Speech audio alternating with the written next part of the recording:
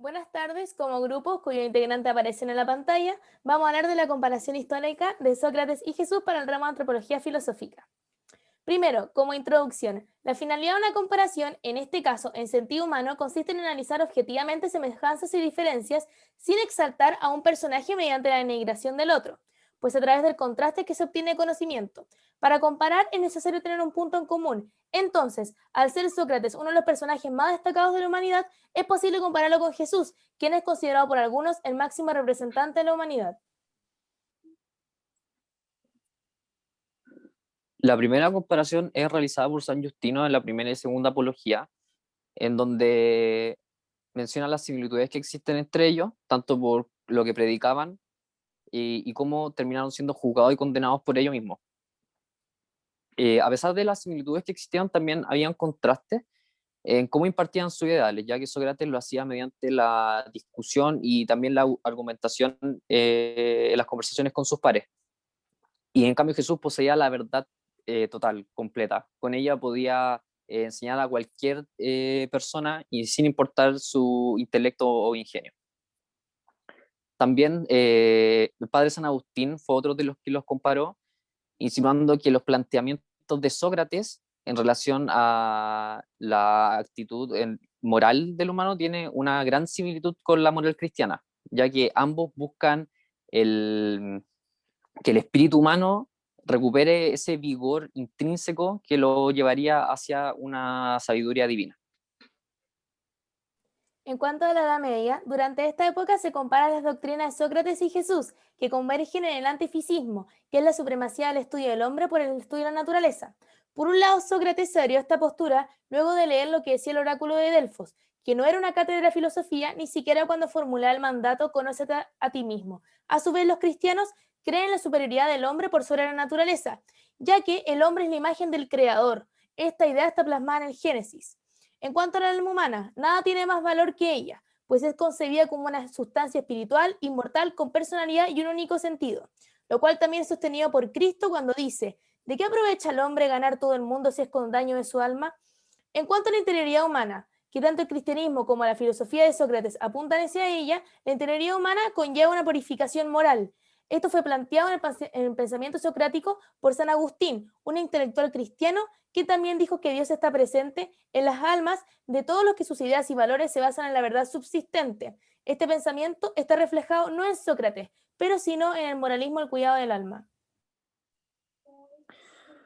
Finalmente, durante la Ilustración, la comparación se mantuvo vigente mediante textos como Mesiada de Klopstock y también mediante la discusión de los filósofos franceses Holbach y Voltaire, quienes comparaban a Jesús y Sócrates, deshonrando la figura de Jesús y exaltando la de Sócrates. Bueno, ante estos dichos, el personaje Bernet afirma que Sócrates es el filósofo que puede ser comparado con Jesús, que es el único filósofo que puede ser comparado con Jesús, perdón, ya que ambos descendieron la filosofía hacia los mortales y de esta forma socorrieron los espíritus degenerados por la malignidad y de esta forma conducieron al hombre hacia lo verdadero y lo simple. Bueno, en relación a las misiones de cada uno eran bastante similares. Para Jesús su misión era entregar la palabra de Dios y para Sócrates era vivir para la filosofía. Solo que a él no se le daba un parentesco con la divinidad, sino que cumplía su objetivo como ser humano nada más. Su mandato se fundamentaba en el principio racional, pero también se definía como deber religioso y místico. Bueno, en realidad para ambos vivían su misión sin abandonarla en ningún momento, pues la consideraban como un llamado supremo que no podían ignorar. En relación al concepto que tenían ambos de alma, es bastante similar. La consideraban como un bien sublime e intrínseco de cada individuo, siendo mirado y de alguna forma protegida por ambos, y además se le consideraba como la oposición a todos los inmoralismos. Tanto en la época actual como en la época de Sócrates, los aspectos trascendentales e importantes de la vida suelen ser reemplazados por los más banales, lo que causó mucha preocupación en Sócrates, por lo que planteó que lo importante y lo que debía estar sobre todas las cosas era la verdad, el alma y la sabiduría. Junto a esto, agregó que la fragilidad del alma, o sea, lo frágil que es el alma y lo relevante que es cuidarla. Por otro lado, Jesús, como se dijo, tenía eh, le daba una importancia al alma y es por eso que murió por el celo de las almas de todas las personas. Otro aspecto en el que podemos asimilar a Jesús y Sócrates es aquel bien que posee el alma, que es el sentido de la justicia.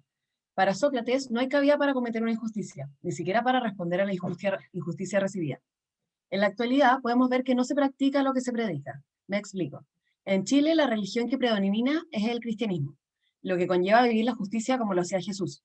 Sin embargo, ahora se podría decir que sigue siendo igual a la época de Sócrates, es decir, que se hace el bien a los amigos y el mal a los enemigos.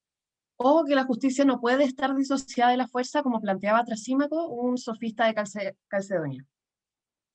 Sócrates suscitaba que es preferible sufrir la injusticia que cometerla, y lo demostró muriendo por ello.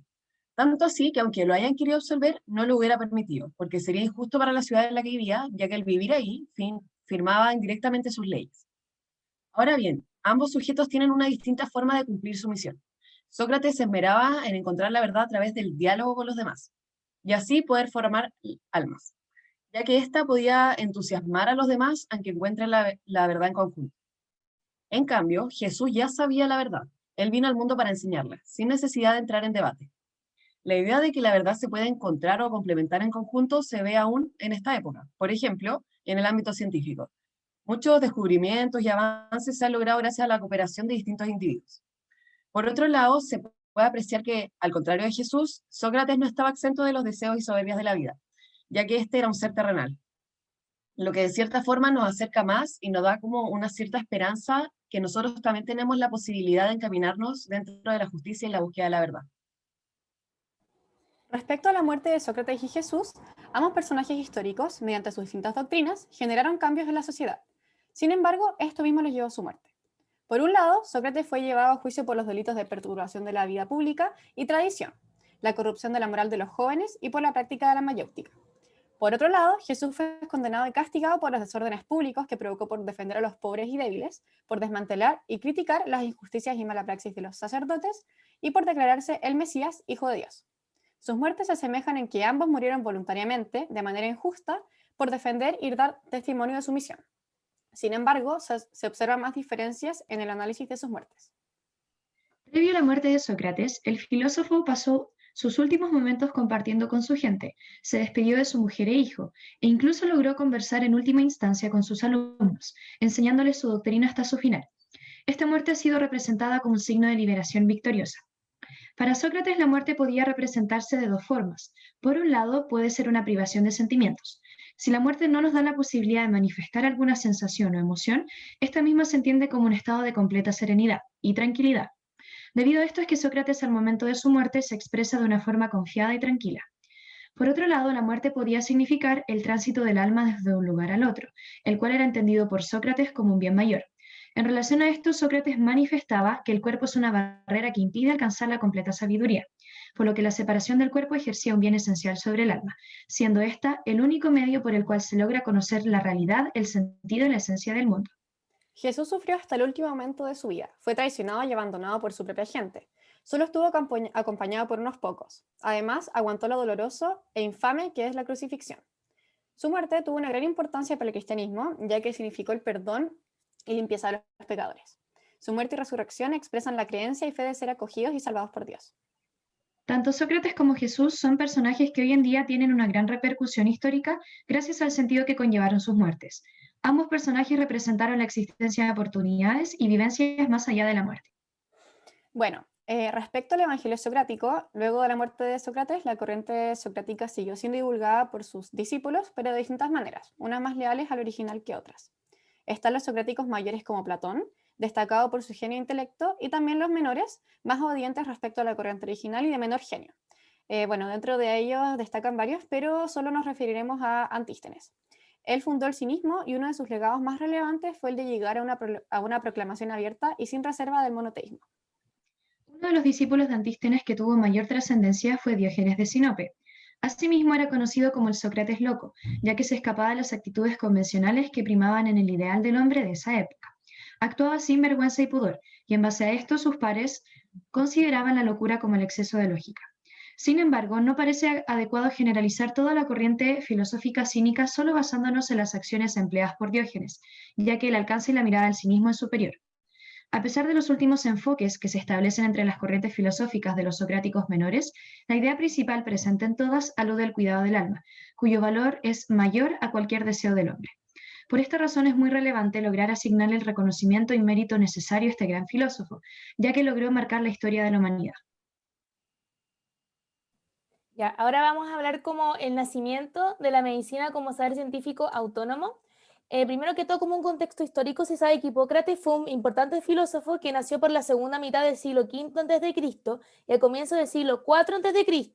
en Grecia, en la isla de Kos. Hipócrates se considera como el padre de la medicina científica, ya que sus estudios se sustentaron en el estudio y observación del cuerpo humano desde el punto de vista físico y racional. Hipócrates escribió también el Corpus Hippocratium, el cual sienta las bases de la medicina actual. En relación al primer tratado, el mal sagrado, Hipócrates establece que la ignorancia es la responsable de la creencia de que las principales causas de las enfermedades son las fuerzas divinas. Dada la época, el hombre desde su creación atribuía la salud de las personas a la influencia de los dioses. Sin embargo, mediante el uso de la razón y la observación, Hipócrates determinó que no era posible mezclar componentes divinos y humanos. De esta forma logró identificar una notoria contradicción en la lógica de la época, ya que no es posible curar un mal sagrado mediante acciones ejecutadas por un mortal, y en base a esto, Hipócrates manifestó que las enfermedades involucran factores externos.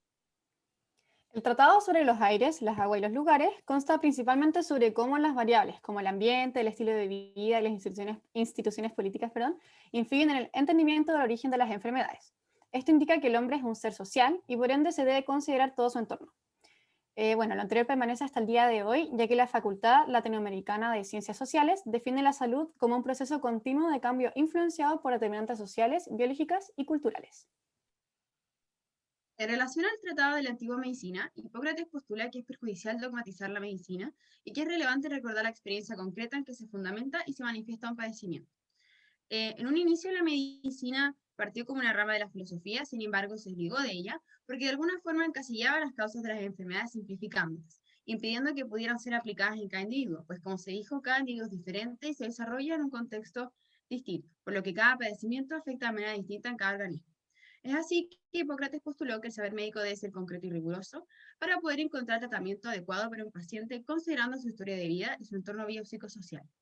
Actualmente muchos de estos postulados siguen siendo usados, ya sea en terapias o en anamnesis.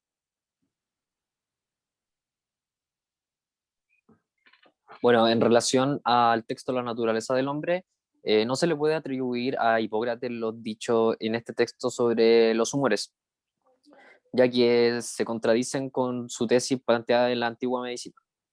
De hecho, fue Pólibo, el yerno de Hipócrates, quien desarrolló estos conceptos y en conjunto con las variables planteadas por Hipócrates, desplegó un esquema que organiza y resume esta idea, que es el que podemos ver en la presentación. Bueno, finalmente, con respecto al juramento hipocrático, en este texto se basan las bases para la ética médica, ya que es un texto de carácter ético y en el cual se expresan las obligaciones morales que tiene el médico hacia su paciente.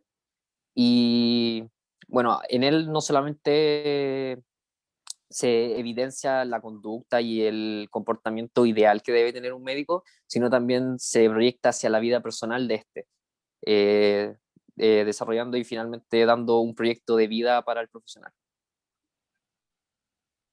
En la actualidad podemos ver la trascendencia del juramento hipocrático de tal forma que los estudiantes de medicina siguen pronunciándolo. La medicina actual involucra muchos aspectos de este juramento, tales como el respeto, la privacidad, la empatía y la preservación de la salud de las personas. Sin embargo, algunos postulados son controversiales el día de hoy, ya que la sociedad se ha visto sometida a distintos pensamientos, cambios y conflictos. Estos son, por ejemplo, la interrupción temprana del embarazo o la muerte asistida. Aún así, esto no quita el hecho de que Hipócrates es un referente significativo en la ciencia y la medicina actual. Acá está la bibliografía. Muchas gracias.